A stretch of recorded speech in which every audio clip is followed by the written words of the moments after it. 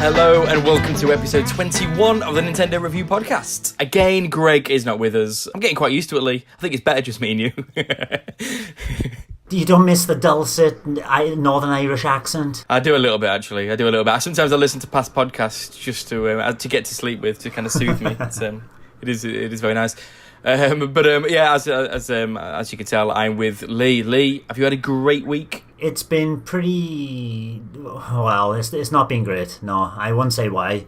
But I have a tidbit of information that I picked up just through playing my Switch. And it's that when you play a game on Switch, you will automatically be subscribed to that relevant news channel. And I thought, that's quite nice, but it happens also if you've just played the demo. So you play a demo of a game and you're automatically subscribed to that Switch news channel. It's like, I didn't, and you've got to flick through them all and turn it off again. A little bit annoying when you play a bad demo, Darren. And you play a lot of them. Do you think it'd be better if that news app was also on the online app? Because when I put my Switch on, I'd rather just play a game. But actually, maybe when I'm out and about, maybe the news stuff might work better on their mobile app. Yeah, good idea. That mobile app just needs to be integrated into the Switch far more. You need everything. It needs a list of players online as well. You know, it's like, who's online? I can click, Darren's online. I can click on it and send you a text message or whatever all through that app. What's it doing? It's bonkers, isn't it? We should do an episode all about what we think that app should be, or a video or something. We need to do something because it's the wasted potential. Yeah. I was one of those people who was quite positive about the idea of a Nintendo app and everything being done through an app. I was like, well, it's different, but it's got a lot of potential. And then the Splatoon 2 app came out, and it was pretty good. And it was like, if that's the beginning of it, which was over a year ago now. If that's the beginning, well, just imagine what it's going to be like in a year, 18 months' time. And it's no different. It's not evolved. But anyway, it's not about that. It's going to be a tangent episode, I can feel it. Let's just get straight into the news.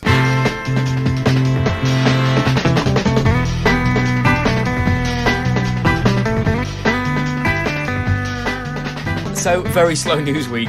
So we're going to be scraping the bottom of the barrel to chat about some news this week. And the first bit of scum at the bottom of the barrel is a game called Brawlhalla. A Ubisoft free-to-play fighting game. Is this game, is it old? Is it on other platforms, or is it brand new? Because I saw the news that Brawlhalla's coming to the Switch. I'm like, am I meant to know about this game? I don't know if it's on the consoles or anything, but it's definitely on Steam. And it's been there for a while because been announcing updates and all that. We on our Discord channel, and now again they pop up on the load up screen. And yeah, they've been announcing updates, and then it's with this most recent update that came to Steam, as this added Rayman and the Gung Foot mode, which is the football kind of brawler where you just hit the football back and forth in teams of 2v2. When they update Kung Foot, yeah. I said Gung Foot, yes, that's all Chinese. I know. Sorry, it's Gung. Every K in Taiwan, in China, in Mandarin, is a G sound. Gung. Oh, okay. I thought you just had a cold. Maybe. So this Brawlhalla, then they updated it, and then as the same day that Rayman went live, it dropped on the Switch as well. So it is a slightly older game, and I haven't played it. I have downloaded it. I was looking forward to the Kung Foot mode. How do you find it, Darren? Yeah, because I downloaded it and I had a bit of a play. It was pretty good. It was all right. It's obviously very much like Smash. You're on these stages and it's very much like a Smash Brothers, but it's a really basic, simplified version of Smash Brothers with a roster that I couldn't care about. But saying that, it's not a game that I'd want to put loads of time into, but it would be good fun. Playing online with a few friends, you'd have a good time. It's a decent multiplayer game. When Smash Brothers comes out, why you'd want to play it, I have absolutely no idea. Does it follow the same pattern of knocking people off the edge like in Smash as well? Or is it more health bar based? It's knocking them off. Oh, okay. It's knocking them off. Although I'm trying to remember now. I'm pretty sure it's knocking him off. It's got a bit more of a sort of a... Like, it feels different, actually. It's got a bit more of... This is going to be a weird way to describe it, especially if anybody's actually played it, but it's got like a bit of a ninja vibe to it. And what I mean by that is, like, for example, like when you get knocked off and you, like, touch the sides of the level, you can sort of jump up the side of the stage, and you can... It's got a bit more of a platformy sort of feel to it, to the controls. It's fine. I think it's good. I think it's if it came out a year ago, it'd have been perfect. Because it would have genuinely been like, this is a great sort of game to play until Smash comes out. The fact that it's come out a month before Smash Brothers is just bonkers to me. Killed it, isn't it? Yeah. Yeah, I think so. But it looks a lot like Rayman as well, because it's by Ubisoft. Does it control like Rayman? Does it have that floaty kind of mechanic to the action? I played this for about 30 minutes. I can't remember, and I forgot it instantly. I don't think so. I can't remember. In all honesty, I can't remember. But I did play as Rayman as well when I was playing it. The only saving grace for this game actually could be is if Gung Fu is online. Yeah, and good Chinese pronunciation. Well done. Cheers. I was trying. I'm trying to impress you. Yeah, just if that's online, then that's worth playing, because that was good fun on the Rayman Legends. Rayman Legends, yeah, it was really good fun. Yeah, it's really good. But it's only local. But even then, I was like, oh, this would be a great online game. Just one of those games just to kind of like Windjammers or whatever, where you're not going to play it for hours on end, but it's a good half an hour splurge. Have a game of that. So we need to check that out. But it'll be interesting to see how it does. And I've got no idea, because it's free to play. I've got no idea why anybody would spend any money on it.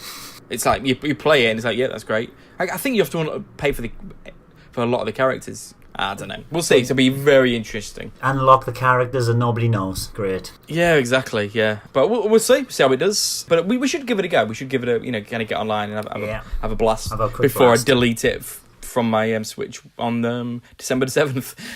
Right. So next is a game that I don't know too much about, and I'm hoping you do. It's a game called Toki or Toki.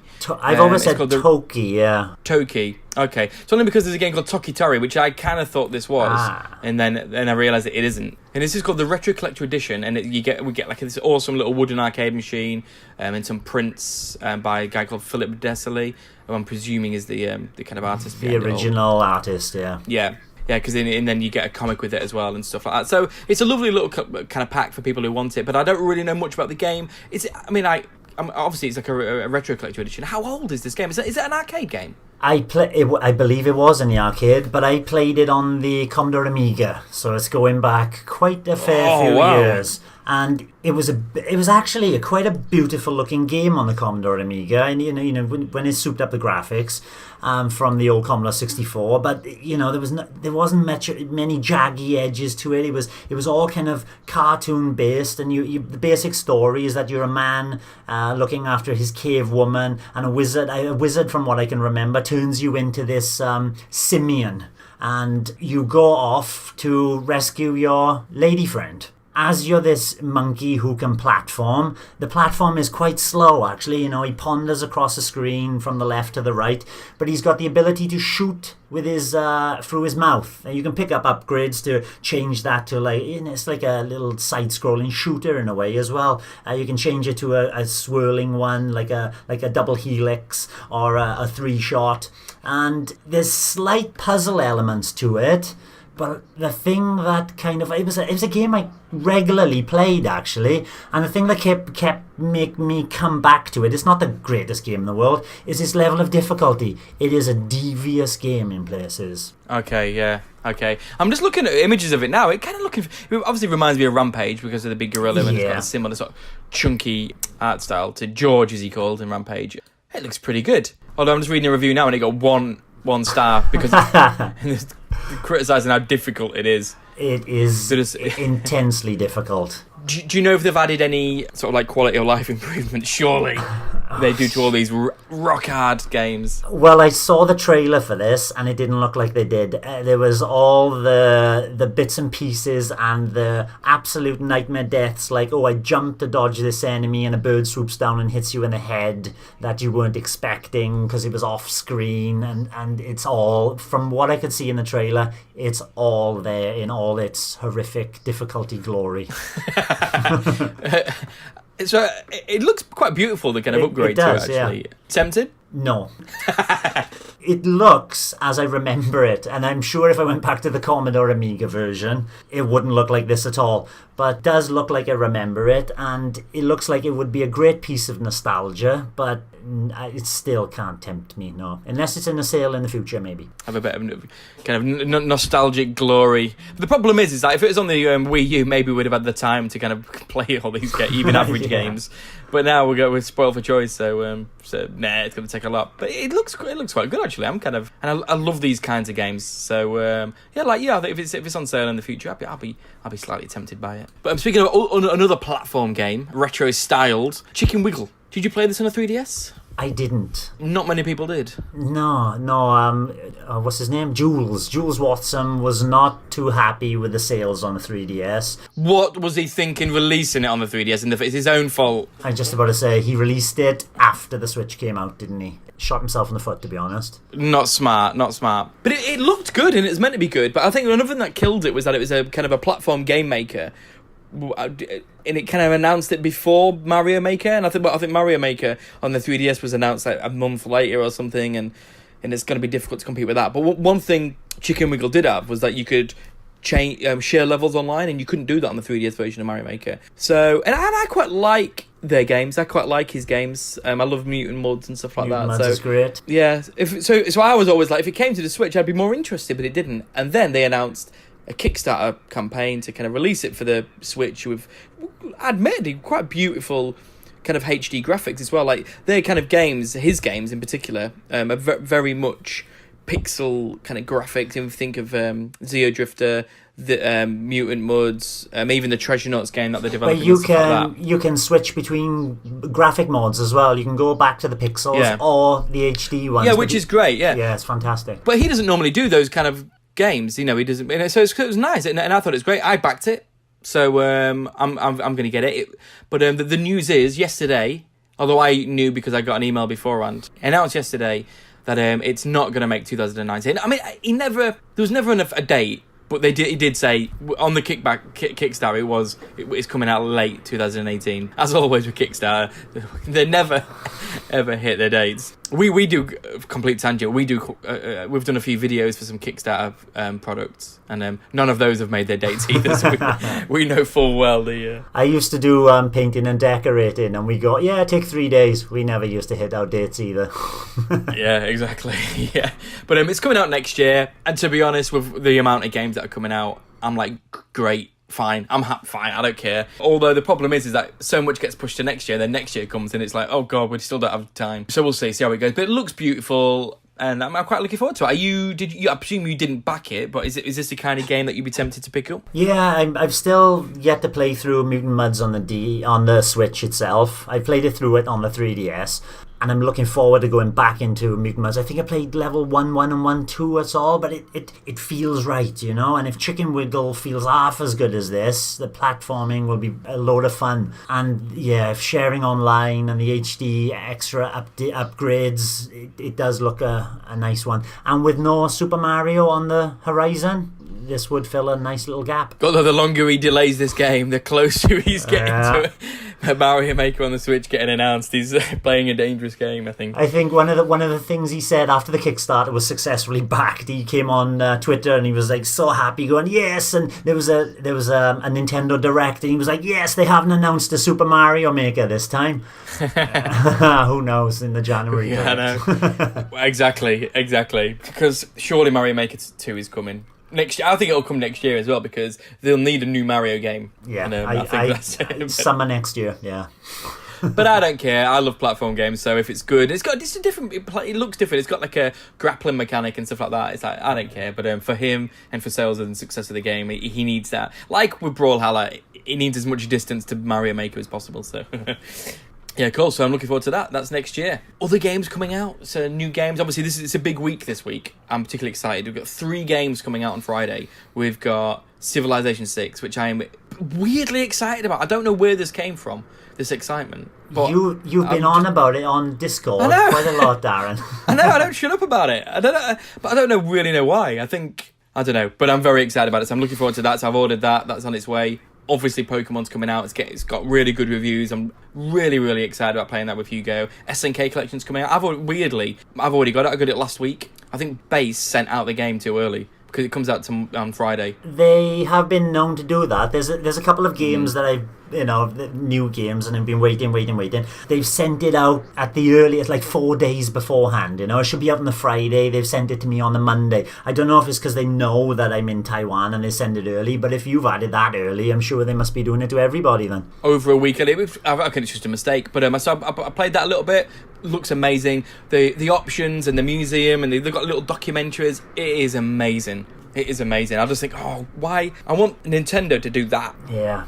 Oh, because it's so good. Honestly, it's really good. Yeah, can you imagine little digital manuals for each of the NES games on the NES Online, and just add it all in there? Yeah. They've got adverts when the games first got released and stuff like that. They've got the arcade and the NES versions of the games. You can play it in tape mode. So when I get my vertical grip, another Kickstarter which got slightly delayed that I backed, but that's they're still promising that for December. Then it looks amazing, and the games are fine. The games are good, but if there were games I really loved, it'd be even better. But as a package, I absolutely recommend it. But that wasn't the point I was trying to get to. Was more games coming out today, and it feeds into what you're saying, the NES games. So the next batch of NES games, the official news is that 3 new games are coming, but technically it's 4. So we are getting Metroid. I don't care. I'm never going to play that version of Metroid ever again. Maybe. I don't know. No, probably not. Mighty Bomb Jack, good game. Really looking forward to that. Twinbee, good game. We chatted about this last week, but they came out today. And the SP version of Gradius is out today. Oh, it was Gradius today. I had a feeling it was Double Dragon. Double Dragon must be next month then. Okay.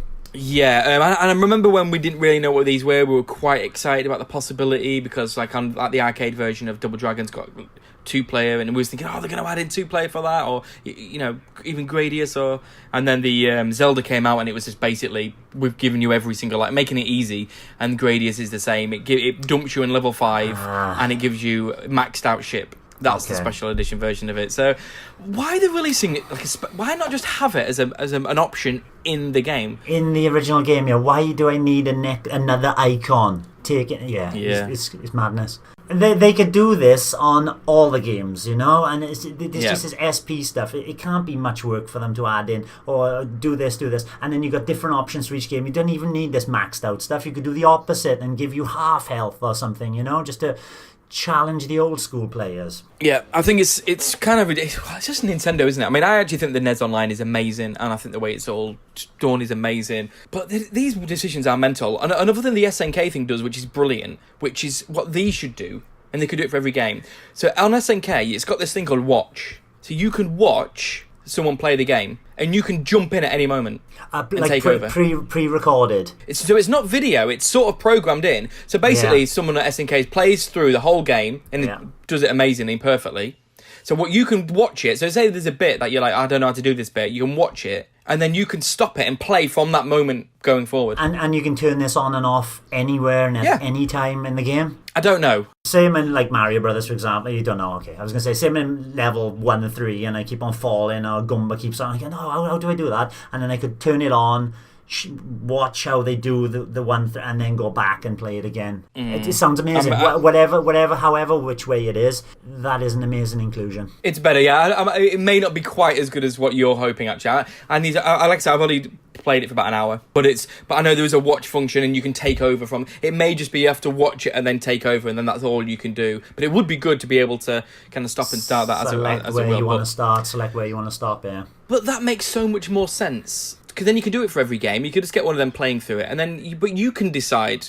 I don't want to go to level 5 on Gradius. I just want to get to level 4 on Gradius, and you know what I mean. It's like you can decide, and it can be built into each one. And then maybe if you can forward and rewind to speed it up as well and stuff. And I don't know. It could just be a little bit more. And then these retro collections, each one has these really amazing ideas. Like the first time rewind was in one of them, and save states obviously with the Wii and stuff like Wii U, 3DS. I can't remember the first one that did it. But ultimately, we're getting these new games, and I think it's great. Roll on the SNES, but at the same time, I think it's great. And I also think it's very good, and nothing people moan about. I think it's great that we're getting a few every month. Like, if we got 100 games day one, it would be like, okay, whatever. But because we're getting a few a month, it gives you a reason to kind of jump back in and play that game, and gives each one a little focus. Exactly. There's no way I'd be playing. I'm probably going to... well, maybe not tonight, but tomorrow now I'll be playing Twinbee. And there's no way I would have been playing Twinbee if it was in a 100-pack bundle. No chance. Exactly. Yeah, exactly. Awesome. So next is, it's not confirmation, but I think it pretty much is. So basically at BlizzCon last week, Eurogamer spoke with the director Jeff Kaplan of Overwatch and asked him about bringing Overwatch to Switch, which is what everybody wants. And we chatted about it, about Diablo, and saying it's, is it a kind of a bit of a test to see for Overwatch? And he said, what did he say? They're very open-minded. They want to do it, but they're open-minded about bringing it over, but nothing to announce. The usual sort of they're making it.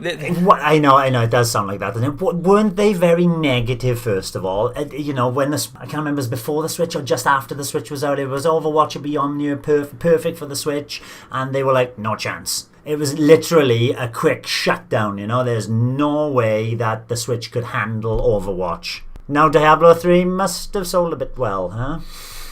Well, it has been locked in the number one on the eShop since it came out, which is a big surprise. Because it's very rare that retail games are number one. It's always the cheaper sort of. Especially at the price they're asking for it as well, and the difference, exactly. Difference in the retail price compared to the eShop price. And I can understand like the Blizzard Diablo hardcore wanting it because you put so many hours into it, grinding, wanting it as a digital only version. But yeah, it's very surprising. But good news. Yeah. And if it means that Overwatch comes, even better news. And Hearthstone. Yeah, don't forget that. It's easy to. It's a small. I don't know if you've ever played it, but it's like a card building game. And I've never played a card deck building game in my life, but I played Hearthstone on the iPad, and I loved it. I was like, oh my god, this is amazing. So I'd love that on the Switch. It'd be perfect. I think they're both coming next year. That's what I think. Good. Positive. Yeah, this isn't about a new game. This news, but I'm going to turn it into a conversation about a new game. So the news is, I don't know if you. There was an interview with Mizuguchi, if that's how you pronounce it, Tetsuya Mizuguchi. Yeah. Who did Lumines, or is it Lumines or Lumines? I don't know, but I've always said Lumines. Okay. Lumines Remastered obviously came out earlier in the year, and he was asked, did it sell best on Switch? It's the kind of question that people ask, isn't it, always? How's it selling on Switch? And generally the story is, yeah, loads better on Switch. And this was no different. He said, it sold better on the Switch by a mile. I'm sure he wouldn't have. I'm sure that's a translation. I'm sure he didn't say that direct translation by a mile, which is amazing news. But I want, because this is the guy. Isn't this guy his new game, Tetris Effect? Is it? That's come out. Oh, that would be brilliant. And I want that game badly. I think it is. So surely. Although I don't know the kind of the finances of it, whether Sony kind of backed it or anything like that. But it looks amazing. I love Tetris. I only saw one little video of Tetris Effect, and the kind of they call it dynamic music. The way the music is popping, and it's as you're positioning a block into a space, and it's boom boom, and it's adding in the drum beat or a cymbal effect or. Absolutely amazing. And then the second GIF I saw of it, it's got like a Game Boy skin. It's turned one level into a game. It looks the place, doesn't it? It's amazing. Yeah, it looks amazing. So when I read this, I didn't care about the sales. I was just thinking, please bring Tetris Effect to Switch. But I don't know how it works. I don't know if it's a Sony published game. I don't know. I'd be desperate for it to come to the Switch, especially because I've sold my PlayStation 4 now. Is it only on It's only on PlayStation 4, is it? Not on Xbox? Yeah. No. Okay, less of a chance. Just on PlayStation, but and it was like, it's amazing in VR, and I'm like, oh my god, I've just sold it. I'm regretting it already. Oh boy, because obviously Res as well. I had Res on the VR, and that was pretty amazing. Lumines, I really don't like. Yeah, I remember you saying I bought it on the Switch, and it looked like your thing as well. Yeah, it looked exactly my kind of game, puzzle game. But that does a similar thing where it's like plays with music and the kind of rhythm and the beats of it and stuff like that. Like there's actually a kind of musical, not score, but the not a metronome either, but basically, yeah, kind of goes across. And I was just like, this is perfect. So I got it, and I was like, oh. This isn't very good at all. But people love it, but it didn't work for me. Bring on Tetris Effect. But we will see. Yeah, and no, it's not the last bit of news, but the sort of last gamey sort of news that's coming out this year. The game Sent Out to Die on December the 7th. Katamari Damacy reroll, the remake of the original Katamari Damacy. I didn't play it, and it's meant to be a bit of a sort of a minor masterpiece. Coming out on the 7th. A minor master. It just looks like you're rolling everything everywhere. It's just roll, roll, roll, roll, roll, roll, roll, roll, roll, and that's it. Is there anything else to it? I don't think so. I mean, you could obviously just sort of, let's say, well, Mario is just running, jumping, running, jumping, running, jumping. Yeah, I suppose so.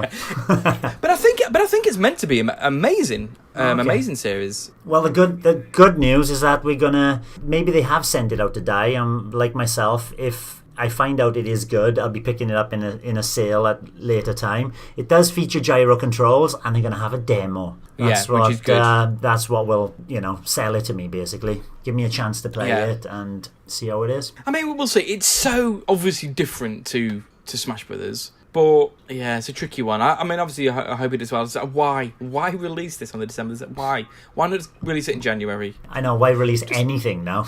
I know. On December 7th, I mean. Yeah. Yeah, that's fair enough. Yeah, so it's coming out, getting a demo. I'm looking forward to playing it, seeing what all the fuss is about. Oh boy, so that's a bit more news than we anticipated. This is one little tiny bit of news. The eShop got updated. We've kind of spoke about this quite a lot, like how bad the eShop is. And we were saying, they need filters for genres and price ranges and stuff like that. And that is exactly what Nintendo have done. So now, in the top bit where it used to be the search, and then there used to be a bit where they added the bit where it's like demos, which is good. Now they've got 3 other ones, which is price range, downloadable content, and genre. And so this is exactly what we want. Have you tried it out? Have you had a little look? I've had a look. I haven't tried it out. I did ask you earlier that whether or not you could stack these filters. And it looks like you can, which is exactly what I want. You go, I want price range. Oh, has it got DLC? And then I can click on both of them and hopefully... maybe not. Not quite not quite like that. So it's got these... So basically, it's got these 4 rectangles on the search page. Genre. Then when you... if you've not gone on it yet, so if you click on genre, it's basically rows of the genre. So like, say, arcade, adventure, shoot 'em up, fighting game, beat 'em up.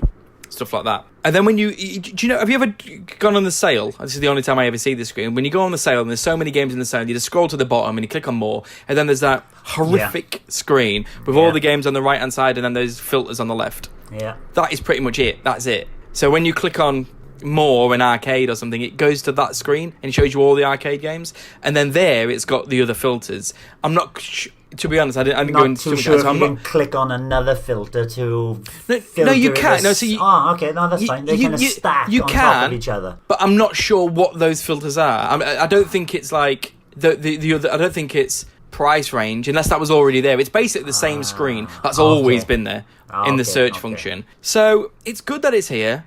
It feels completely tacked on. In all honesty, it's just a different way of doing what was already in the advanced search bit. So it's not great. I mean, what would be great if you click on genre and then there's squares of all the genres, and then you click on that and then they open up in a grid, see, with all the games. That kind of right hand side column with all the games, it's so clumsy to navigate. You have no idea what's down the bottom. You got to go through it all. Exactly. And go, wait, there. Do I like that game or the game? Oh, I got to go back up to check that price. Yeah. And Yeah, it's not amazing, but it's a start, shall we say, to having sort of better search. But it's still not perfect. But it's it's a start. Nearly 2 years in, it's a start. They're getting there. Switch too soon. Yeah, so that's that anyway. Then I don't know if you know, Reggie's on the PR trail at the minute for Christmas, talking about. I know, but he said something quite.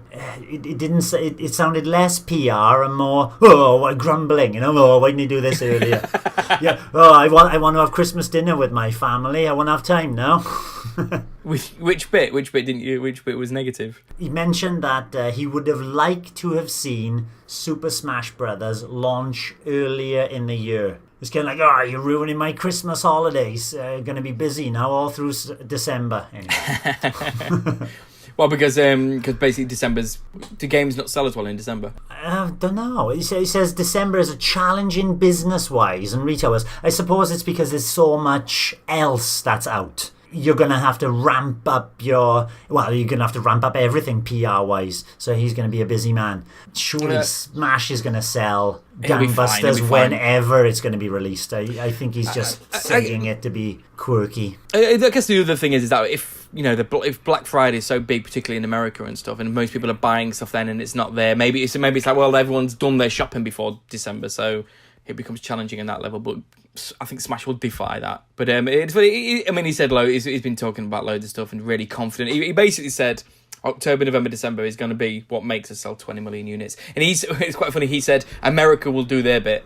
Nice one. To the sales. They'll sell their fair share. And I think Japan probably will. So it's down on Europe. You think it's going to smash it, don't you? Yeah. I still think it will, yeah. But he is right. They should have launched it. They should have launched it for that Black Friday weekend. Yeah, definitely. And then it would have sold it a lot more. Put a number on it. Ooh, bit of a prediction. Yeah, okay. 25 million. By the, not the year end, by the... End of March. End of March, the fiscal year. Yeah, I'll say 21. Ooh. They'll just do it. Closest one wins. Wins what? What? Pride. The last bit of news, kind of crazy news really, is Detective Pikachu got a trailer and a poster, and I don't know if you remember, like basically a couple of days before it, there was reports that loads of people had seen it and that they were really positive about it. Yeah, so basically, a few days before, there's a report saying there's been screenings, sort of advanced screenings, to kind of test screening, sorry, and that the reports were that it was really good, surprisingly good. The Pokemon are ultra realistic, sort of like the raccoon from Guardians of the Galaxy style, which people were like, what, really? But ultimately, that is really good. It's really surprising, really, really good. And then a couple of days later, the trailer gets dropped. So it kind of, for me, that adds credence to those rumours. Actually, I'm sure, obviously, you've seen it. What? Yeah. What did you think? What was going through? What did you think of it? Because it's kind of bonkers, actually. But what did you think of it? My first knowledge of it was you on Discord. And I was like, oh, have you checked out the Detective Pikachu? And then people were going, furry Pikachu. Oh. And then you were saying, no, I quite like it. I like it. It is actually, from going from a movie, which is like, take it or leave it. I couldn't give it. To now thinking, no, I'm gonna definitely watch it. Maybe not in the movie theater, in the cinema, but I will be, checking it out when it comes out on DVD. It looked fantastic. Pikachu is... They've caught his essence, haven't they? Even though he's all furry, he's got such a good style of. It's not a mouse, it's not a rabbit, it's not a cat. It's got a bit of everything in there, which would make Pikachu a unique animal. And then is followed by furry Jigglypuff. Great. That was a great image, isn't it? It was a great image. Yeah, the first thing I saw was the still for the trailer. And it was just a picture of Pikachu, but it looked like a puppet. I was like, is that a puppet? It was like Labyrinth style. I was more excited about that. I was like, oh my god, did you do like a live act like a puppet? It looked so fairy and real, it looked like a puppet. And then I watched it. It's obviously weird. Like the first time I watched it, I was like, what is this? Yeah. This is mental. Not in a negative way, but just in a genuinely surprising way. Like it just wasn't what it couldn't expect it. It's like, oh my god, it's so different to what I thought it was going to be. But I quite like. I was like, yeah, I quite like this. And then I watched it again, like I showed Hugo it and stuff like that, and then I've watched it probably 3 or 4 times now, I think. I've watched it about 3 or 4 times. What did Hugo make of it? He thought he was just laughing. He was just like, oh look. He thought it. He didn't really think. He thought it looked funny, and he was just. He gets excited when he sees the characters he recognises. So when he saw like the Charizard, he got excited by that bit, and he's like, oh, the bit where Charizard looks like he's about to eat Pikachu. I think it's so bonkers it could be brilliant, to be honest. I think going with the Detective Pikachu was a wise move, because that felt surprising, because it was like, oh my god, the first live action Pokemon film, and they go in with a game which hasn't even been released in the West, and it's a spin-off game. And Ryan Reynolds though, yeah, I mean, it's going to take some getting used to. You can't help but not hear him, but I hear the 3DS. I haven't played Detective Pikachu on a 3DS, but on that he's a gruffer voice. I was expecting him a bit, a bit East End, a bit Ray or more Winston. like kind of like cliche detective, kind of like the kind of 1920s. Yeah. But they need a name. They need a kind of a big name. I think it'll be fine. I think he'll be good. I think as long as you can get past it being him, and especially because of Deadpool and he's just a voice in that, it's something to get past. But I mean, don't concern me. I think he'll be good. He's quite funny guy, isn't he? He's got a witty chat. The timbre of his voice is for comedy. Yes. So as long as the game plays on the darkness of the concept and the story, which it sort of seems like it will. Obviously, it will be for families, but It feels like it's going to have a sort of a darker edge and play on that. But I think the sort of world of it all looks amazing, actually. I thought, I'm not a Pokemon fan. I don't know what Pokemon fans feel about this. I've never watched a Pokemon film in my life. I've not played through any of the games. I've played them, but I've never finished one. But just as a sort of a Nintendo fan and knowing the characters, yeah, I thought it looked great. I was like, yeah, this is kind of mental. And then people are like, oh, the kind of realistic look and the fairy look. It's like, well, if they didn't look like this, it doesn't look like cartoon characters. Skin, there'd be no hair on them. They'd just be shiny. Yeah. It wouldn't look right then. I think, whether you think there should be a live action version of it or not, that's a question maybe. For what it is, they feel like they fit in this world. They look like they're in the world. I just think it couldn't be better than this. That's what I think. It's almost like this is the best they could have done. Yeah, I agree. And now they need a furry Detective Pikachu game on the Switch. But that's another thing, isn't it? It's like all the merchandise that's going to come out of all these fairy characters. Do you know what the buzz has been like from actual Pokemon fans? Are they disgusted by it? That's like, what have you done to all these designs? My Twitter feed has been quite positive overall. There's been a couple of dissenting voices, but no, it has been quite positive. It's kind of like, it just looks a lot of fun, and it does. Exactly. We'll see what it's like. It's next summer, isn't it? So we'll see. You've got a bit of a wait. Yeah. Cool. Right, that's it for the news. Let's get on to what we've been playing.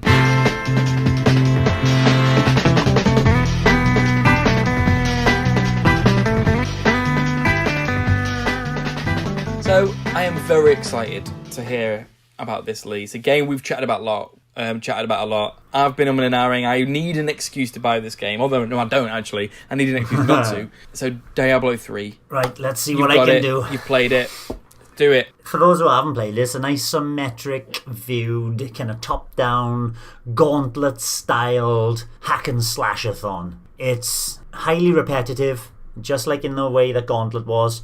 You're wandering, and I was quite surprised at the size of the areas. I've only played, just for context, I thought I played for about 2 hours. I thought, all right, I played for 2 hours, I'll chat about it on Wednesday on the podcast. And then I looked at my time I actually played it. On Sunday, my son and I sat down for 4 hours on Sunday, and the time just flew by. Didn't realise I put about over 6 hours into it already. So if that doesn't go some way into telling you how I feel about it, nothing will. But it is highly repetitive, just in that way that Gauntlet is. You go from one location to another location in this isometric view and then fight hordes of enemies. But it's just such a great way to turn your brain off and just hammer at it. Everything is polished to the nth degree. You're not button mashing. You can just hold a button and your attacks will just chain off each other. It'll just keep going. So you're not always to keep attacking. You just press that. You can just sit back, relax, and massacre the hounds of hell. So it is just going from one location, kill a horde of enemies, go to another. But it's also about building up chains of attacks. So how many people you kill, for example, you get 10 kills, it'll give you an item that will power you up in some way, normally like speed, or your experience can level up faster, or your character can run faster. It drops these extra buffs by chaining enemies together. And as long as you hit another enemy in a different group quick enough, you'll continue your chain. It doesn't show you when your chain is broken, but you'll kind of know when you get into the next set of enemies. You just need to be quick to keep that chain going.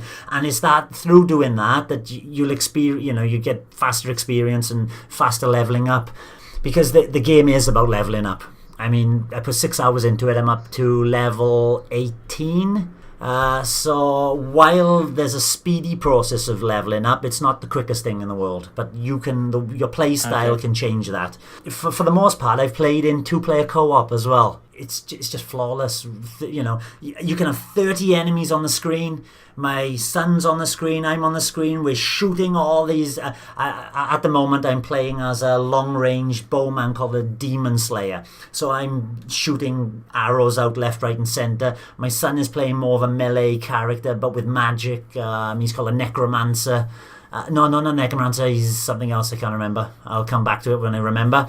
He's a kind of slightly melee, slightly magic, so he can do things like explode dead corpses, which will then inflict damage on the living zombies on screen. So it's all going off. I'm shooting left, right, and centre. There's 30 enemies on screen. He's doing his magic. He's exploding all the dead corpses. There's particles thrown everywhere. And then my son can also summon these undead to surround him and attack, and it's just manic. And it just runs perfectly. I've seen no hint of slowdown. Everything's manic, exploding corpses, no slowdown.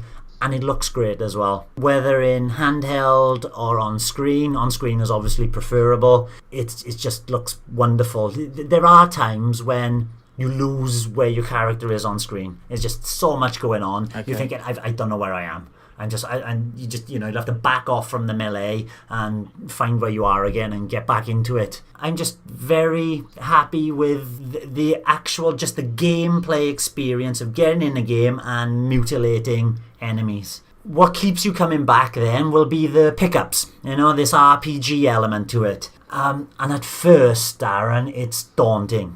There's just so much to it. But once you've gone through a few things, like, you kill a few enemies, and the amount of drops, by the way, the amount of things that get dropped onto the battlefield, whether through picking it up through a chest or an enemy dying and then dropping a helm or an extra weapon, and you can customize everything from your shoes, your leggings, your belt, your ring on your finger, and then rings can have gems put in them to buff those up. Your helm, your body wear, your weapon. Even as a crossbowman, I can choose whether I want to have 2 single-handed crossbows. I can have a larger, stronger, more powerful 2-handed bow. The amount of variety just for looks is amazing, but then there's also the element of, I can't use this weapon yet because I need to be level 20 to use this weapon. I'll save it for later. It seems a bit daunting at first because there's just so much going on, but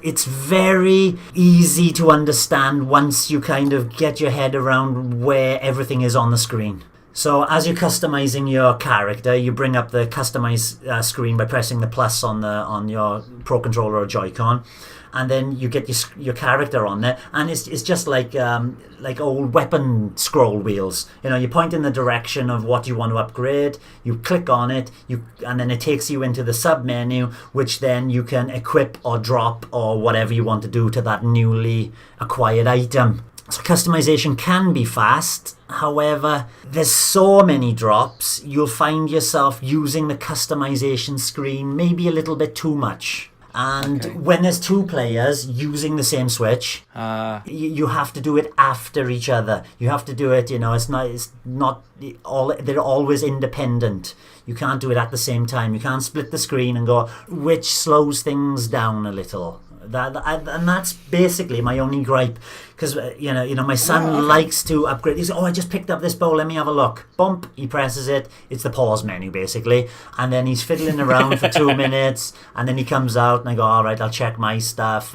And not only can then you upgrade what you're wearing and all that, but you upgrade skills as well. And as you go up levels and progress through the game, you're upgrading your skills, which add additional buffs and bonuses to certain attacks and certain defenses. So there's a heck of a lot going on, but I love the way they've streamlined everything to make it, once you played it for an hour, you'll understand what you need to do and when you need to do it. That's pretty good for something so complex. Yeah, it's not too bad. They've really streamlined the kind of menu interface, basically. Everything is either use the L and R button to scroll across the top, so you get different menus, or otherwise it's a scroll wheel, so you can quickly get to it. So customization is a thing in this game. I think you need to buy another Switch so you can change clothes in armor at the same completely, time. Yeah. We're still waiting for the Switch Pro, I suppose. Yeah, I guess so. Do you think you'll still be playing Diablo then? As it is now,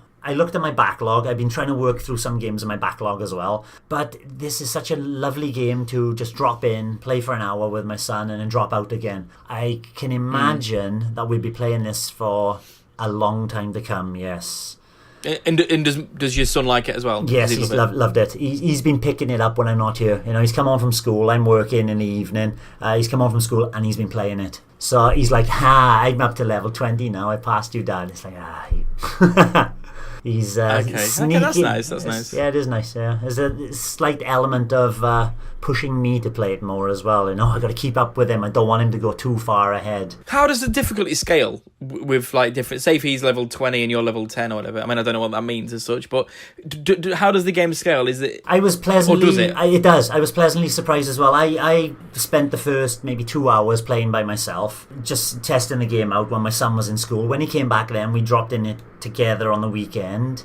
It's like, he's going to struggle now because I'm already level 11 or whatever I was at that time, and then he's starting from level 1. But it automatically gave him stat buffs to reach my level without actually being level 20. So it basically made his character stronger so he could withstand the type of enemies that I was fighting at that time. But does he still have to upgrade? Yes, he still has to upgrade. So okay, nice. That's a great solution. It's a brilliant solution, So he's killing enemies at the appropriate level, but even though he's not there yet, it really surprised me that they've really, really thought about bringing characters of different levels in at the same time. Other things, the areas you fight in, very large. The other good thing about it is you think, the area's so large, I could spend an hour wandering this landscape, killing enemies and finding every little nook and cranny and getting all the loot and experience I can from here.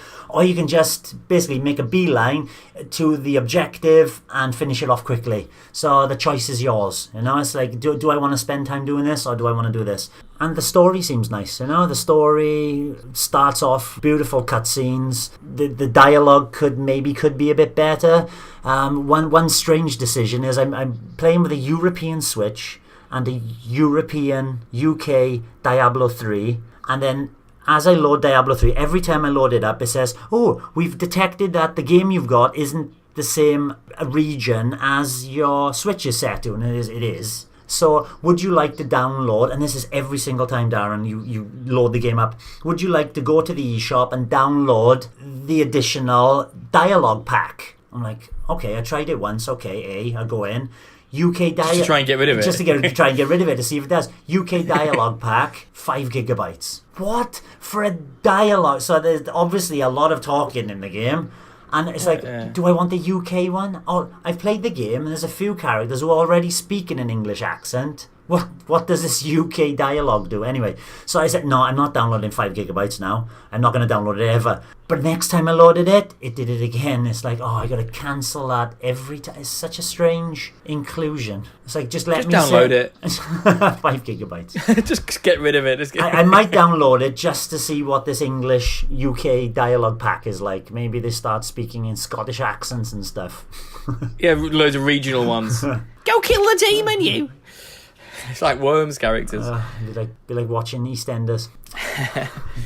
Okay, so you seem pretty positive about it, but so it doesn't get boring then. So you're just sort of doing the same thing. It's like, how does it keep fresh? And in saying 50 hours time, how do you feel it will keep fresh? Obviously, you don't know, but like just from your initial playtime, it keeps fresh with differing kind of areas. The landscape changes quite vastly from what I've already seen. It starts out in a normal kind of Dark Ages English town. All brick and wood and horse everywhere, and then it progresses to very similar to like a Bedouin tents and stuff. So you've seen quite a variety of locales already, and I'm only early on in the game. The story, if I can imagine finishing the story and thinking, would I go back into it? There's a whole load of other content, like the arcade mode, where you can just drop into any part of the story and replay it at a variety of levels. The amount of levels. When I started the game, I started on normal. I thought, all right, I found normal too easy. almost instantly from normal to easy. So you can ramp it up a few levels already to even master. Master will slow down your proceeds of fighting enemies, but it's still doable on master.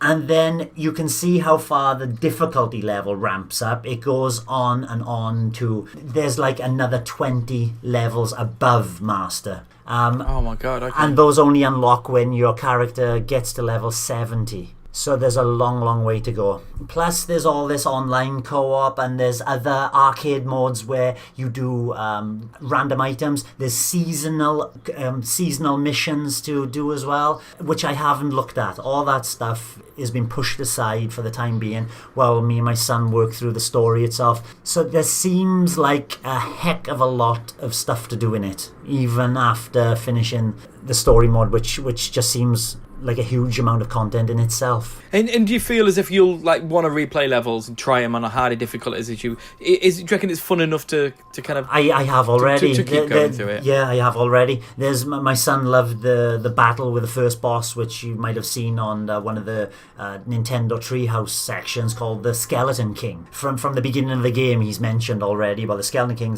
Yes, all right, I'm gonna have to kill the Skeleton King, and he loved that fight so much. And it's not much. It's not different from any of the other hordes. He's calling in hordes himself, and you're taking down the little men. And the Skeleton King takes up 3 times your height, and he's got a huge mace he's attacking you with. But the whole story around it and getting to him, and it's intriguing. And yes, we played it on normal, and yes, we played it on master. It's like, yeah, I want to go back and play that little section again. Especially with my son pushing me. Okay. How do you feel how would you feel about the game if John didn't play with you and he's on your own? If I was on my own, I played less. I get that Gauntlet vibe from it, though. And I loved Gauntlet back in the day. And even Greg has mentioned on the N64, I played Gauntlet Legends from one end to the other. It's the type of game I like anyway. I've even played the Heroes of Ruin on the 3DS, which is a Diablo III copy, and that was, I even enjoyed that, even though it was a lack of content in that game. They promised more additional DLC and stuff later, which never came. But there's always online. Yeah. Just to jump in. Have you tried online? I haven't. I've seen people pop up and go, hey, do you want to join me? And that was early on in my experience. It's like, I'm not ready. I don't know what I'm doing yet to even contemplate jumping online. As far as I can see, it seems very easy to jump online as well. There's a list as you go into the game itself, a list in the top right, who's online. But what I can see so far is that it's only a list of your friends, obviously. Mm-hmm. I'm unaware of whether you can join in with randoms if you don't have any friends to play with at that time. That's something I will look into, though. If you can just drop in, because they say it's easy to drop in and drop out. So I'm hoping that there'll be a kind of option to say, hey, this game's running, this game's running, this game's running. Do you want to jump in? Yeah. And do you also feel as if there's a lot of there's different character types of almost creating a new character and starting to go in again and starting from the beginning and building up another character and stuff? Is there any room there for? Yes, as far as I can see, there are 1, 2, 3, 4. I can't remember off the top of my head. About 7 different character classes. From your classic barbarian who's good at getting in there with a melee and just hitting things down. It was built basically for attack. Then the one I like is the Demon Slayer, who backs off a little bit and takes enemies away from at a distance.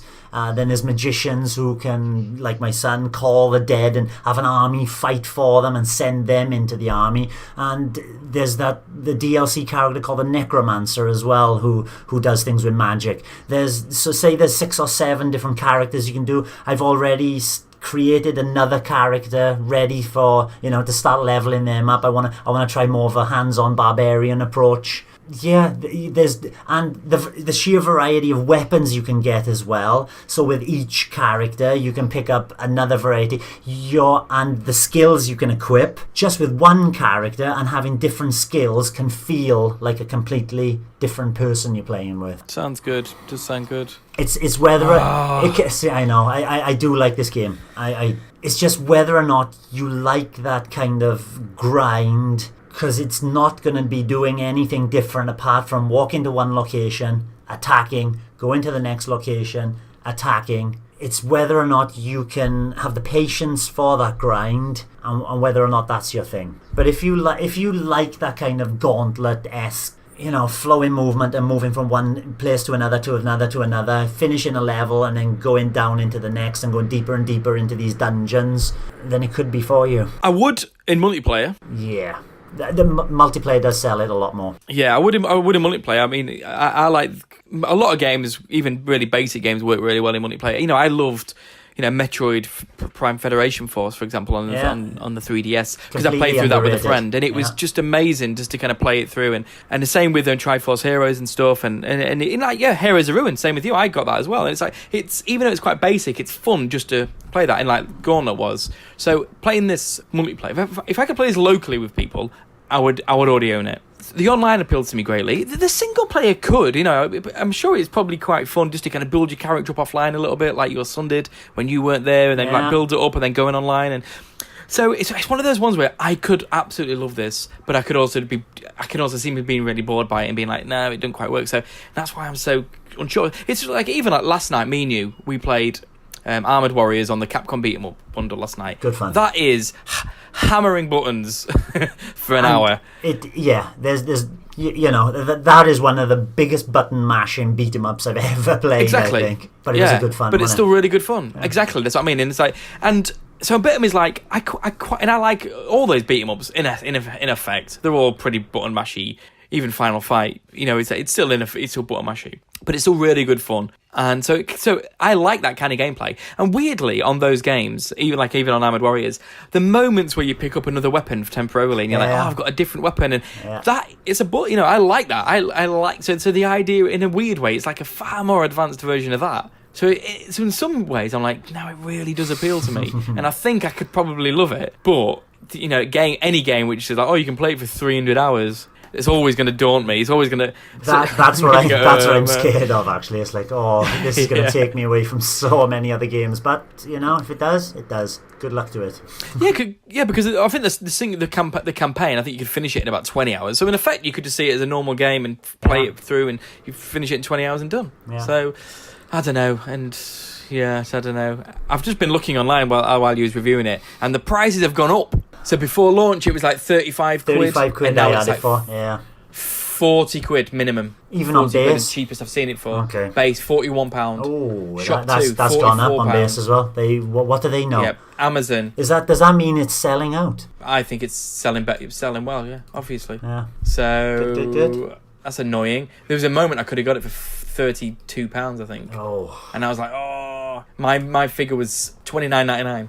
Well, that was my biting It looks point. like I got a job as well to see if you can just join randoms, because I think that would also sell the online multiplayer mode far more if you can just jump in anytime with anybody instead of better with friends, of course. But if there are no friends available, let me play online anyway. I think I'm probably going to get it, but I still think it's going to be one of those ones where it's like, one of two. If Civilization 6 starts getting shocking reviews today and saying it runs terribly, it's an absolute disaster, I'll cancel that and buy it. If not, I'll wait until it's 30 quid is still my number, but it's not looking good. It considers increasing in price, but we will see. But that's so you're delighted with it. So far, so good. Yes. So far, so good. Sounds good. Okay. The game I wanted to chat about, you've chatted about it briefly in your big demo roundup you did a few weeks ago. So the game I'm going to chat about this week is Yoku's Island Express.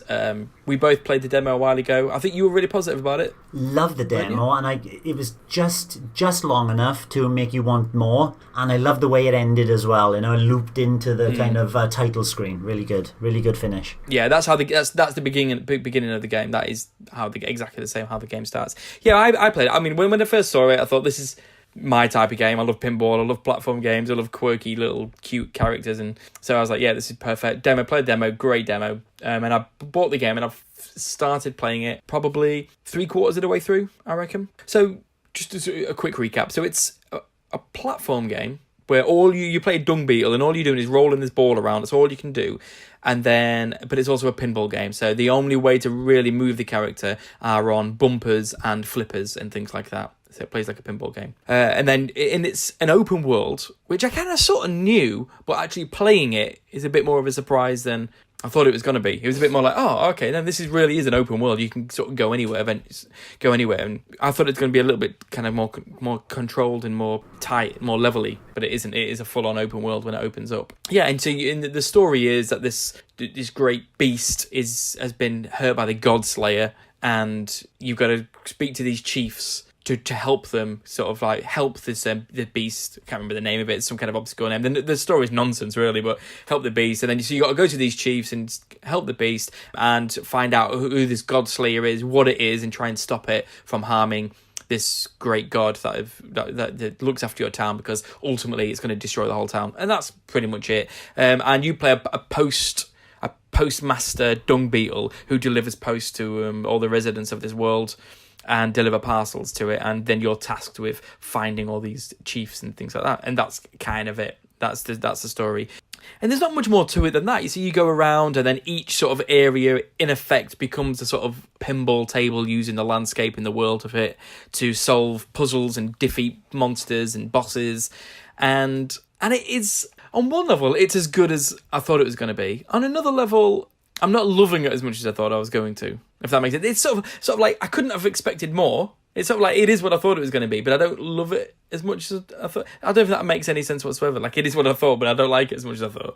It's like, okay, yeah, it is a platformer. It is this pinball game, and it's a kind of everything I thought it was going to be and wanted it to be. But in reality, it isn't. It's not as amazing as I thought I was expecting it to be. Does it does it repeat the same kind of puzzles too much as well? It does, but that's not why I don't love it. I think, weirdly, I actually think I don't love it because I actually don't think an open world. I think I'd prefer levels. You know, when you work through the demo, it seemed you could see there were the elements of an open world, and yeah, you can go up here, yeah, you can go up here, but it was pushing you in one direction, wasn't it? Yeah, very much so. I mean, the game does do that quite a lot, because what the game does is that although it is a pinball game, which sort of feels like there could be a lot of random movement, because, you know, with pinball, depending on where you flick it on the flipper and stuff like that, it actually isn't like that. It's like, ultimately, it's got sort of set paths depending on when you do the flipper. So it doesn't go off that randomly. It's like you'll flip it and then it'll go, and then it's going to hit bumpers, and it's a carefully orchestrated sequence of events. And so it does that quite a lot. So that's what. And like you said, the demo does that, where there is this big world, but there's only one path you can go on. It's a very linear route you can go on. And a bit of me sort of feels, I kind of wish it was really much more linear than it is. And I'm sure some people love it because of its open world. But me, I'm like, I think I just prefer levels. I like roaming around the world. I like when you've got a puzzle to solve. You know, it's like, okay, I've got to beat this boss, and then I'm in this little sort of obscure pinball table to beat the boss. I love that. It's the kind of navigating the world I'm less keen on. And it's like a bit of a chore. It's a bit like, it's not that fun. And it's a bit arbitrary, like, I'll go all the way over here, and I'll go all the way over here, and then go all the way over here. And it's a bit like, I don't enjoy going all the way over there. So, but I don't like open world games in general. I've kind of mentioned this before, except Zelda and a few others, Batman and stuff like that. But generally, it's not a kind of, I don't like being led all the way over here and then tracking all the way over here, and I just don't like it. And there's no fast track system. There is actually. You do unlock a sort of a fast track system, but it's not perfect, and it's not everywhere on the level. It's like makes it a little bit quicker to go to other areas, and so I think it's mainly that. Which, I mean, this is a good game. I am enjoying playing it. I mean, I sound really negative. I just don't absolutely love it, which I thought I would. And I think it is the open world stuff, and it's the kind of going back and forth. There's sort of loads of collectibles to collect as well, which kind of makes sense in the open world. So these little creatures you can collect, and then you set fire to these sort of poles around the world, and I don't know what they're doing. It goes to this weird different area, and it sort of looks like a sacrifice, and I'm not quite sure what it's leading to, but you can do that, which is quite fun. There's 30 post boxes all over the world, and if you deliver post at every post box, that unlocks something. Like I did 10, and I got an upgrade. And and you collect fruit. That's another thing. You collect fruit throughout the game, and they unlock flippers around the world, and then they open up different areas and stuff like that. So even that, as I'm saying it, I'm like, that sounds good. It sounds like really good, and there's loads of things to collect, and it opens up different areas. But in practice, I'm just not that bothered. It's like, I don't think I want to collect all these bits. The bits I really love is when I go into these pinball. I love the world, I love the characters, and I love solving puzzles and stuff using pinball. But it's like 6 hours or the whole game, and I'm like, if it was 3 hours and just took me to a level and I had to solve this and did this, and there's a bit of platforming and then a bit of pinballing, and I think I'd probably prefer the game to that, but it's not what they set out to make, and to be honest, most people probably do love it for that. So I don't want to criticize it for it, because it does it well. It does it really well, but it's just not grabbing me as much as I kind of wanted it to. Sounds a bit like Golf Story, you know, when you start playing it and you get into the mechanics, everything is solid, but it gets too repetitive and too samey by the end of it. It's better than Golf Story. Good. Because I did buy Mainly this because in sale as well a couple of months back. Yeah, Golf Story was a slog in the end. Yeah, that was just so long, and it's tight. That's what I mean. I sound really negative. I'm really enjoying it, and I'm playing it every night, and it's fine. I couldn't blitz it. I'm like, play it for like an hour every night, sort of thing, and it's absolutely fine, and it's not going to outstay its welcome. Like I said, I'm near the endish now. It's just, I was just trying to figure it, like, why don't I love this?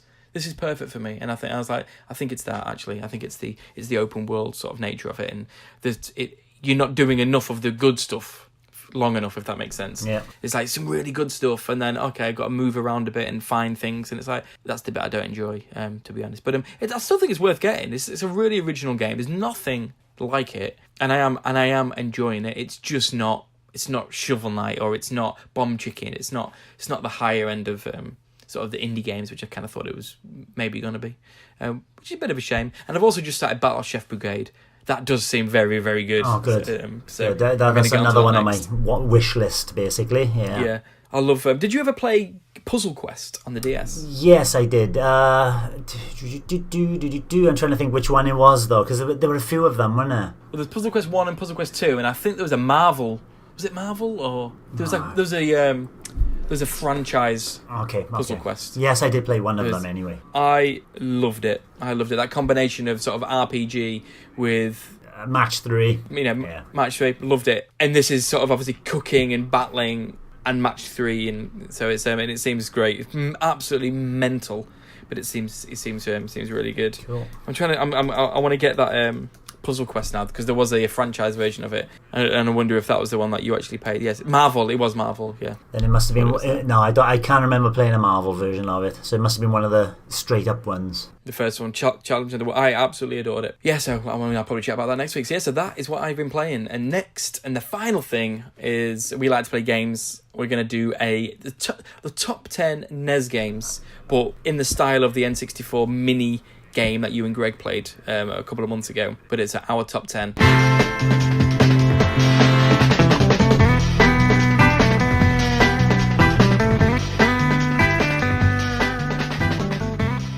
Lee, you've played this game before with the N64 Mini, so do you want to give us a brief overview of what the game is for myself and people listening as well? I'll try.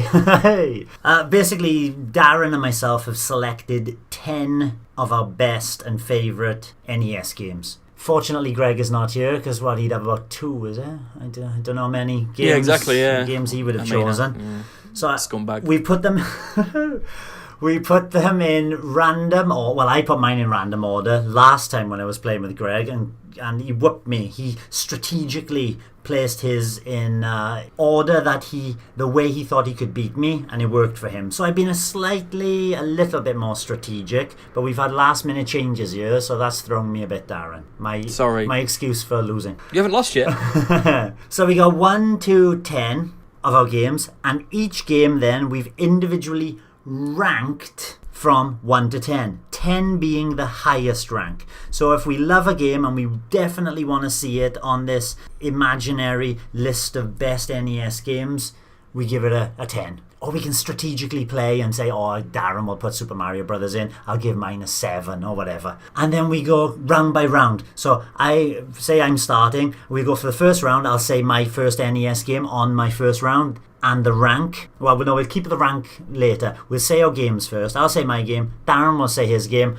and then we'll give our ranks. The one with the highest rank wins that round. Yeah? And that gets into our top 10. And that gets into our top 10. At the end of the 10, the winner, the person with the most NES games in our NES list, gets to choose one of their eliminated games and replace any other game on the list mentioned before. So it's probably, say Darren wins, he's going to get rid of one of mine. And then as a bonus, Perfect. just a bit like an honourable mention at the end, we'll have an extra game, that +1 game at the end. So Darren will have a +1, I'll have a +1, and we'll end up with 10 + 2. Perfect. Sounds good. Good. That sounds good. I think again that. But this is our 10 favourite NES games. Just to clarify, that's what I've chosen. Yes, I've like all my lists, they change. So this is my 10 favourite NES games at the moment. Ask me tomorrow, it'll be different. I think I get it. Let's go for it. Let's do it. So number 1. Okay. What's the first entry? Okay. Doesn't matter who goes first because we're just gonna say our games and say a little bit about them. My number 1, not the number 1 best game, but the game I put in my position number 1 is Kung Fu. Is that the sequel to Kung Fu? Kung Foot. It's the sequel to Kung Foot, yeah. I used to play Kung Fu in the arcade. And what a fantastic arcade game that was. I remember playing it when I was on holiday in Mallorca when my family took us over there and other places. It was always, wherever I went, there was always Kung Fu somewhere. And then playing it on the NES, yes, it's a slightly dumbed down version of it, but it still retains that excellent side-scrolling beat 'em up. Yeah, it's one of my classics. It's in my. I'm going to tell you, it's in my top 10. I should imagine so. Yeah, I loved it. So, but I never. That wasn't the one I've got first on my list. The first one on my list is Batman. Ooh, the movie is Batman. So then, what do we do? And now I'm going to tell you the score I gave Kung Fu, and then you'll follow by telling me your score for Batman, and the highest of those two gets a game in the NES top 10. Is it worth doing it at the same time? Do you think it'll be more exciting? Well, it just means we can't cheat. Are you going to cheat? Or does it not work like that? Nah, don't worry. I'm a bit confused, I think. No, don't worry. I'll just say mine. I give Kung Fu 8. Okay. I gave Batman a 10. Oh, 10. Definitely in. Okay. Batman's in. Yeah. I'll go first next. So Batman is your favourite game? Or is that a strategic? Strategic. Pure strategy. Okay. Strategy. Pure strategy. Okay, one for Darren. Because I knew the reason... Shall I tell you my strategy now? Or shall you knew I love Batman and I'd give it a high score. I knew you love Batman, so I knew it'd be in there. That's why I put it first and high. Because there's a rule where if the game is already in and the person says it, their entry automatically will be kicked out. So I was like, if I put Batman 10, I know you're going to say it. So whenever you say Batman, I've already won that round. Cheeky, see. So I've won 2 rounds in effect already. So that was my thinking. There you go. That was my strategy. Good man. Next is Kung Fu. And my number 2 position was slightly strange. It's Gremlins 2, the new batch. Now, if you check any kind of top list of NES games, this doesn't tend to make it in it. But it was an isometric, top-down, 45-degree angle, platformer, shooter. And it played well. The amount of hours I put into Gremlins 2 on the NES, nobody's business. Okay, Darren, what did you give Kung Fu? I gave it 8. 8. Ooh, same as me. I gave Gremlins 2 a 3. 2-0. Oh. So far, Batman, the movie, and Kung Fu go into our top 10. Okay, my number 3. I'll go first with number 3. My third one is Duck Hunt. Oh, wow. Had the original, not the cat. When I had the NES, it was, can't remember, it came with package basically with the Duck Hunt and Super Mario Brothers dual cartridge. Yeah. With the gun as well, all in one package, so that's, and Duck Hunt, great fun. Many hours lost. My game is Super Mario Brothers. Oh. Now this is the best game on the system.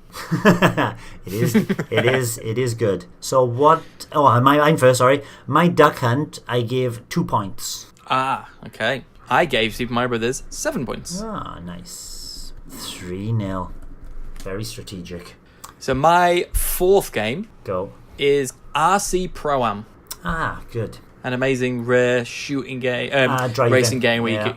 Isometric as well. Yeah, I played it. Yeah, love the game. Yeah, absolutely amazing. And my number 4 is Super Mario Brothers. What did you... Well, we all know about Super Mario Brothers.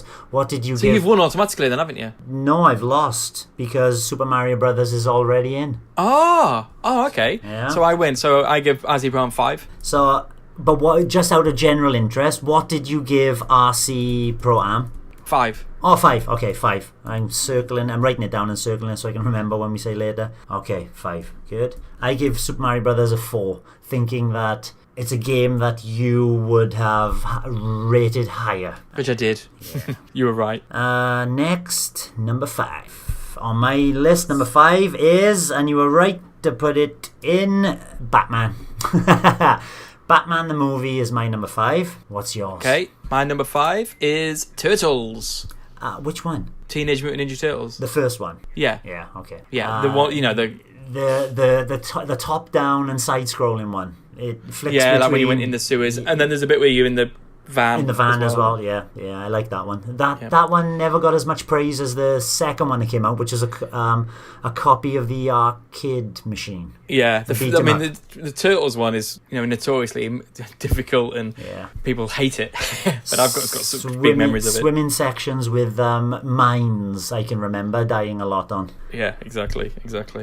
Well, Batman, I did rank high, not my highest, but I ranked it at a 7. I had Turtles at 2, so you've won that one. Oh no, Batman's already in. Oh. I'm still learning. Okay, yeah, I get it. Yeah. Batman's still in. So you've got 5 games in a row, Darren. So I'm 5-0. Yep, I can only draw already. Shocking turn of events. My next one should make it, but what's your number 6? My number 6 is Super Mario Brothers 3. Ooh, 3, okay. And my number 6 is, and it's a game that I wouldn't be without on an NES, and I don't think it's on the NES Classic Mini. It's Ivan Iron Man Stewart's Super Off-Road, Ivan Iron Man Stewart's Super Off-Road. This kind of top-down, big, heavy truck racer that you raced around tracks and... Really good fun. Yeah, great game, yeah. Yeah, little RPG elements in it as well, where you could upgrade your car with extra boost and extra turning speed and all that. Yeah.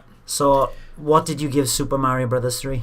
I gave it a 9. Oh, I give Ivan Iron Man Stewart a 9. So what happens with the draw? Now it goes on to the next round. Whoever wins the next round gets both their games and gets 2 points. Oh my god. Okay. Yeah. Right, my next one, and this is another quirky one for me. This is number 7 now. It's a game that would never rate high, but it's one of those games when I played it as a kid, I loved it. Because it did 3 different things. It did a side-scrolling beat-em-up. It did a driving section. Oh my god, you're going to say Bayou Billy. Yep, I am. The Adventures of Bayou Billy. Amazing. My game is Punch-Out. Punch-Out, okay. I give Bayou Billy 6. Oh my god, I give Punch-Out a 6. Oh, amazing. Okay, 3 rounds in a row. Sick. Okay, that goes on to the next round. Even number 8. So you're first. I think you win in this one. Gunsmoke. Ah, good choice. Better than Duck Hunt. Infinitely better than Duck Hunt, yeah. Yeah. Gunsmoke is brilliant to this day as well. Like you play it now and it's still a really, really they've great released game. Duck Hunt with on the Wii. Was it Wii U? Yeah, I got it as well. I can't remember if it was the Wii or the Wii U. On the Wii U, they didn't release Gunsmoke after that, did they? They've never. Because Capcom, I think, Gunsmoke. Okay. Shame. My number 8 was the original Castlevania. Okay. And what have you given Gunsmoke? 4. Oh. I give Castle. I was hoping then that you were going to say, it's Gunsmoke. I give it a 1 because I've given Castlevania a 1. Oh really? Yep. So that means I won the 3 in a row. Yep. So I've won. I'm 8-0. Yep. Well, earlier on Discord you said you won't be happy unless you win 8-2. That's true. It could be coming true. Super Mario Brothers 3, Punch-Out, and Gunsmoke have all made it in. So my top 10 is currently the top 10. Quality games. Number 9. Love the NES. Super Mario Brothers 2. Oh, wow. I preferred Super Mario Brothers 2 to the third one. And I know that's kind of controversial, but I didn't play the third one much, and I played the second one a lot. I love them all. Weirdly, I have more... When I was a kid, I would have said 2. I loved 1 and 2, and I didn't play 3 loads, but I've played them all. I played them all when the NES... I played them all recently, and 3 is... and I was like, okay, 3 is better than 2. But still, 2 is still great. It's so different as well. I love it. Yeah, love it. I'm just going purely nostalgia. So what's your number 9, Darren? Yeah. My number 9 is Fester's Quest. Now, you wondered if this was any good, and I was looking at the IGN top 100, and it got in the 20s. So, Festus Quest? yeah, this is as good as you remember it, by the sounds of it. Oh, wow. Wow. Amazing. Unless they've just got nostalgic memory now when I played it as a kid. And Yeah. My Super Mario Brothers 2, and I scored this one really high. It's my highest. I scored this a 10. Okay. I gave Festus Quest a 3. Look at that. We got Super Mario Brothers 1, 2, and 3 in there. Lovely. 8-1. Holding on for the 8-2. Is my prediction going to come true? I was only joking as well. It's not going to come true, and I'll tell you why now. Because it's already in your game. Yeah. What's your number 10? My number 10 is Mega Man 2. I raised Mega Man 2 after I came up with the top 15, and then Mega Man 2 was dropped. Dropped for Punch-Out! Rightly so. So, yeah, quite rightly so. I gave Punch-Out! A 5. What did you give Mega Man 2, out of interest? My last number, a 1. A 1. I could have beaten you there, but no chance. So we got our 10 games. Oh, I can get the full top 10, because I can take one of yours out. Yeah. Exactly, just about to say. So, the only game that I had in was Super Mario Brothers 2, and the only game you had out was Festus Quest. Would you have the gall to swap Super Mario Brothers 2 for Festus Quest? Yeah, I have got the goal. I'm going to do it. So in Super Mario Brothers 2. Unbelievable. Festus Quest is in. So our top 10 list, well, not top 10, but our 10 NES games, if we ever made our own NES Mini, would be... Is my top 10. It's yours. It's Batman the Movie, Kung Fu, Super Mario Brothers, RC Pro-Am, Turtles the first game, Super Mario Brothers 3, Punch-Out, Gunsmoke, Festus Quest, and Mega Man 2. I agree with all of it except Festus Quest, sorry Darren. But then again, I've never played Festus Quest. It's unlike anything else you've ever played, even to this day, I think. Mental game. What's your bonus game? So my bonus, I would have ranked it a little bit in the middle, but lower. But I thought, no, it does this. It's what Batman is based on, the Batman the Movie game, which I really adore. And it does also Mega Man in a style as well. It's Ninja Gaiden. Okay, yeah, that's a good shout, actually. No, I want to change mine to that. Ninja Gaiden is great. I played through that last year on the NES Mini, and it is I have brilliant. So many good memories of not just the platforming, but there are elements of smashing things, and there's it's like beat 'em up feel to it more than a platforming feel, and the way you could hook onto walls and things like that, the wall jumps. Yeah, it was. Yeah, it's really good. Yeah. It's better with save states. Let's say that in 2018, you need save states. My honourable one was Super C, which is very good. Yeah, that's good. It did better than the first Contra. Yeah, I think. Yeah, I mean that's the one that in my memory that's and I played through that as well. That's on Ninja Gaiden's better than Super C. Great game. We'll see. Shall I tell you another thing I did? I didn't cheat as such, but I knew what your top 10 was because we've both written our top 10s out. Yeah, but I didn't do it in the same order. It's different, I know. Yeah. It didn't quite work out as I thought, but my thinking was, right, get all the ones that are in your top 10 that are in my top 10, do them first. Do you hear this, Greg? In case you move them Watch later. Watch out for future. Don't write your top 10 and then down. I do. Exactly, yeah. So that's right. That's why I was like, I reckon I get it. Then put high numbers early on, so I'll win the early ones. Yeah. And then if you repeat the same ones, then and which worked twice. Good strategy, worked. Good man. Good game. All hail the NES. Now, which game should come to the? Well, I know they all should come to the NES Online on the Switch. But out of them all, if you could choose 2 to come out next month, what would they be? Do we have to be realistic? No, whatever you fancy. I will say, oh God, it's so difficult. I mean, I own all these games actually, but I'd probably weirdly like they're all very good. I'd probably say Kung Fu and maybe Batman or Gunsmoke, Festus Quest, because it's so random and it'd be mad to kind of play through that again. I'll say Kung Fu and Festus Quest. Good, because I'd say Batman just.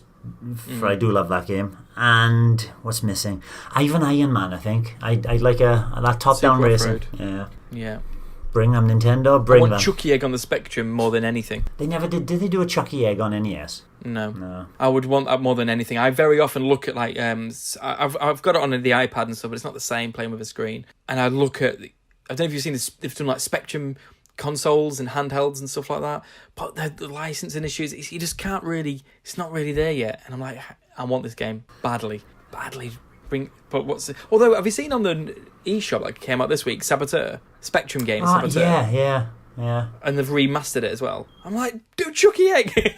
I'd love the original Chucky Egg, and then even like a remaster of it as well. But we'll see. It's never going to happen. But hopefully one day there'll be some kind of Kickstarter Spectrum console with the game on. And there's been a couple. Not a console. Why didn't they do a collection? And stick it on all consoles. Spectrum collection, Commodore 64 collection, a Commodore Amiga collection. Yeah. They've done an Atari one, so surely they could do that. Yeah. Attic Attack, Bomb Jack. Oh, it'd be great. I'd love it. Anyway, but this is not the Spectrum podcast. It's a Nintendo one. But that's awesome. That's great. As always, thank you for listening, and we'll see you next week. Bye. Bye-bye. Thank you for listening to the Nintendo Review Podcast. You can find this very podcast on SoundCloud, iTunes, Stitcher, Google Play, TuneIn, and YouTube. Just search for the Nintendo Review Podcast. Don't forget to give us a review and ask us a question. We are also on Twitter, Facebook, and Instagram, where you'll find great content such as news, reviews, and streams. Of course, you'll find us at nintendoreview.co.uk. And check out our Nintendo Review Discord channel for lively discussion, meetups, and in-game voice chat. Drop by and say hello.